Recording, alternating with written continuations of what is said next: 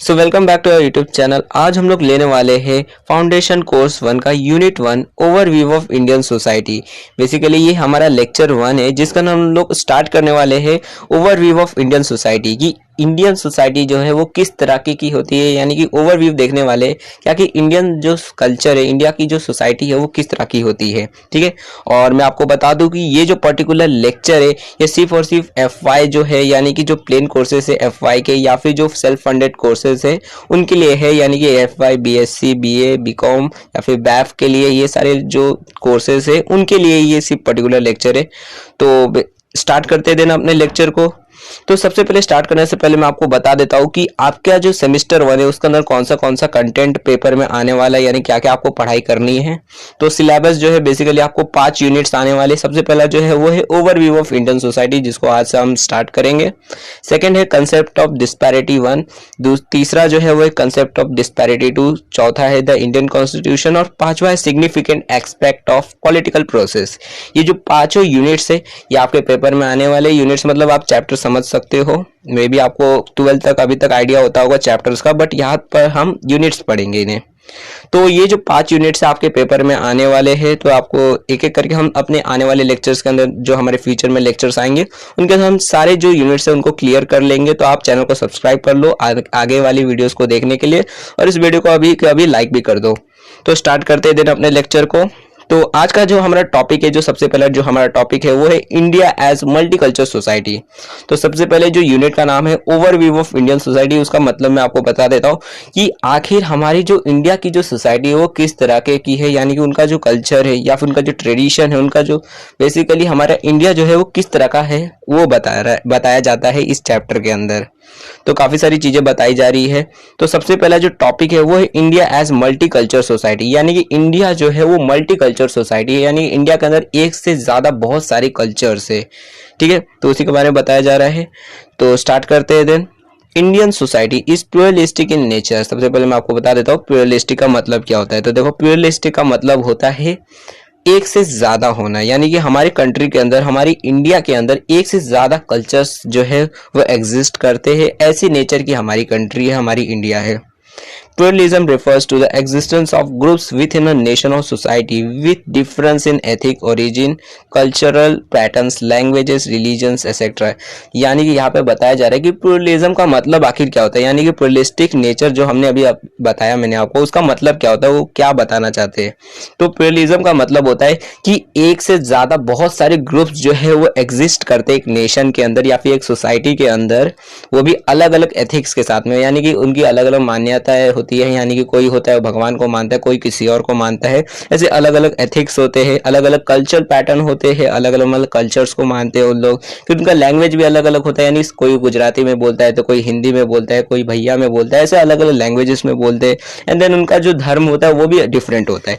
तो ऐसे ग्रुप्स में डिवाइडेड होते हैं, उन्हीं को हम बोलते हैं प्लुरलिज्म, यानी कि काफी सारे अलग अलग ग्रुप्स होते हैं जो एक एक नेशन के अंदर रहते हैं। तो ऐसा जो नेशन होता है उसको हम बोलते हैं कि ये जो नेशन है वो प्लुरलिज्म मतलब बेसिकली प्लुरलिस्टिक नेचर का होता है।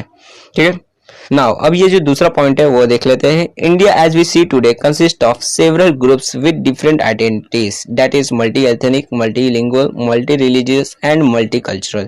यानी कि आज जो हम इंडिया को देख रहे हैं उसके अंदर काफी सारे ग्रुप्स मतलब पाए जाते हैं, यानी बहुत सारे ग्रुप्स है, इतने ग्रुप्स है कि हम गिन नहीं सकते। यानी कि जितने भी पूरी कंट्री के अंदर जितने भी तरह के रिलीजन्स होते हैं, कल्चर्स होते हैं, धर्म होते हैं, वो सब के सब इंडिया के अंदर एग्जिस्ट करते हैं। और वो जो ग्रुप्स है उनको हमने कुछ आइडेंटिटी से रेफर किया, बताया गया है कि जिस तरह से मतलब बेसिकली कुछ ग्रुप्स है जिनको हमने डिवाइड किया उनके एथिक के हिसाब से, यानी कि कुछ ऐसे लोग हैं जो भगवान को मानते हैं तो वो जो ग्रुप है वो अलग हो गया। देन कुछ लोग हैं जिनका भाषा के हिसाब से हमने उनको अलग कर दिया, यानी कि कुछ लोग हैं जैसे मान लेते हैं अब गुजराती है तो उनको हमने मान लिया कि ये जो लोग है ये गुजराती है, दूसरे लोग जो है वो भैया है, तीसरे लोग जो है वो मराठी है, पांचवें लोग जो है वो बिहारी है। तो उनके जो लैंग्वेज है उस हिसाब से हमने लोगों को बांट दिया, ग्रुप मतलब ग्रुप में डिवाइड डिवाइड कर दिया है हमारे कंट्री के अंदर। देन मल्टी रिलीजियस यानी कि उनके धर्म के हिसाब से बांट दिया है कि कोई जो है वो एक, ये लोग जो है वो मुस्लिम है, ये लोग जो है वो हिंदू है, ये लोग जो है वो अलग रिलीजन के हैं, तो उनके रिलीजन के हिसाब से भी हमने ग्रुप्स में उन्हें डिवाइड कर दिया है। देन उनके कल्चर के हिसाब से ऐसे ही डिवाइड कर दिया है। तो यही सारी चीजें बता रही है कि हमारी कंट्री के अंदर जो है ये काफी डिवाइड वाला गेम चलता रहता है कि लोगों को हम काफी ज्यादा अलग अलग ग्रुप्स में डिवाइड करते रहते हैं, उनके लैंग्वेज के हिसाब से, उनके रिलीजन के हिसाब से, उनके कल्चर के हिसाब से, उनके एथिक के हिसाब से। तो ये सारे चीजों के हिसाब से हम लोगों को बांटते रहते हैं अपनी कंट्री के अंदर, जिसकी वजह से हमारी कंट्री जो है वो मल्टी कल्चरल सोसाइटी बन चुकी है, यानी काफी सारी कल्चर्स हैं हमारी कंट्री के अंदर। ओके, अब यहाँ पर हमारी जो बेसिकली इंडियन सोसाइटी जो है उसके कुछ मेन कैरेक्टरिस्टिक्स है, कुछ ऐसे स्पेशल कैरेक्टरिस्टिक्स है जो पेपर में आ सकते हैं और बेसिकली इससे रिलेटेड क्वेश्चंस आते भी है, लेकिन जो छठवां वाला जो सबसे लास्ट वाला जो मेन कैरेक्टर है उससे रिलेटेड ज़्यादा क्वेश्चंस आते हैं, तो वो आपको पढ़ना चाहिए। तो मैं आपको ओवरव्यू दे देता हूँ इसके बारे में। तो सबसे पहला जो है वो है मल्टीलिंगुअल। ठीक है, मल्टीलिंगुअल का मतलब होता है कि हमारी कंट्री के अंदर जो है वो काफ़ी सारे लैंग्वेजेस है, यानी कि कुछ कहीं पे कोई हिंदी बोलता है तो कुछ गुजराती बोलते हैं, मराठी, तेलुगु, ऐसे काफ़ी सारे लैंग्वेजेस है, तमिल, कन्नड़ा, ऐसे काफ़ी सारे लैंग्वेजेस है। तो लैंग्वेजेस जो है काफ़ी सारे लैंग्वेजेस हमारे कंट्री के अंदर एग्जिस्ट करते हैं। मैं आपको टोटली बताऊँ तो हमारे कंट्री के अंदर पता चला है, मतलब डिटेक्ट किया गया है कि हमारे कंट्री के अंदर टोटल 1652 इतने लैंग्वेजेस हैं हमारे कंट्री के अंदर, मतलब पता किया गया है, और भी हो सकते हैं मे बी। तो ऐसे काफ़ी सारे लैंग्वेजेस हमारे कंट्री के अंदर एग्जिस्ट करते हैं। तो ये भी एक मतलब एक स्पेशल कैरेक्टरिस्टिक है, एक मेन कैरेक्टरिस्टिक है हमारी इंडियन सोसाइटी का। देन दूसरा मल्टी रिलीजन, यानी कि हमारी कंट्री के अंदर सबसे ज़्यादा रिलीजन पाए जाते हैं, यानी कि धर्म पाए जाते हैं। अब जैसे जापान में जाएंगे तो वहाँ पर एक ही तरीके का रिलीजन है, यानी सब के सब एक ही पर्टिकुलर रिलीजन में है। अमेरिका में जाएंगे तो वहाँ पे भी थोड़ा मतलब बेसिकली कम ही हमसे रिलीजन्स होते हैं।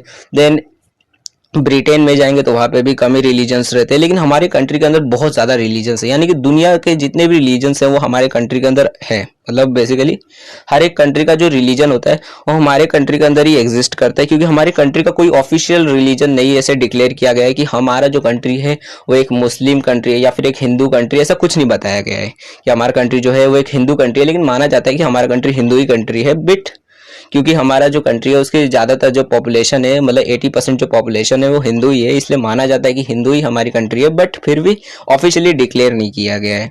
देन तीसरा जो है वो एक कास्ट सिस्टम, यानी कि हमारी जो कंट्री है उसके अंदर कास्ट सिस्टम का ये गेम बहुत ज़्यादा चलता रहता है, यानी कि धर्म के ऊपर बहुत ज़्यादा ऐसे लड़ाइयाँ भी चलती रहती है। तो ये भी एक मेन कैरेक्टरिस्टिक है, जैसे कि कोई है वो छोटे जात का है, कोई बड़े जात का है, ठीक है, यानी कि कोई मतलब अलग अलग जो कास्ट होते हैं उसके हिसाब से भी, उसके वजह से काफ़ी सारे लड़ाइयाँ भी होती है, झगड़े झुगड़ी भी होती है।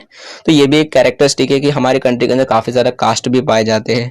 देन चौथा जो है वो है इंट्रा ग्रुप कल्चर डिफरेंस, यानी कि बेसिकली इसका इंट्रा ग्रुप कल्चर डिफरेंस का मतलब होता है कि एक पर्टिकुलर ग्रुप है, यानी कि एक ही ग्रुप है, उसके अंदर भी और डिवाइडेड कर दिया गया है। यानी कि मान लो अब जैसे हिंदू लोग हैं, ठीक है, हिंदू मुस्लिम में तो लड़ाई चली रही थी, अब हिंदू में भी लड़ाई चल रही है, यानी कि हिंदू जो है उसके अंदर भी अब डिवाइड कर दिया गया है कि कोई जो है गुजराती है, कोई मतलब कोई भैया है, कोई बिहारी है, तो अब उन लोग भी अपने में लड़ रहे हैं कि तू भैया है और मैं बिहारी हूँ, हम दोनों अलग अलग बेसिकली लैंग्वेज के, इस वजह से अपने में भी लड़ रहे। तो इससे भी हो जा रहा है कि इंट्रा ग्रुप कल्चर डिफरेंस भी हो जा रहा है कि अपने अंदर एक ग्रुप के अंदर ही और भी ग्रुप्स बन जा रहे, सब ग्रुप्स बन जा रहे हैं।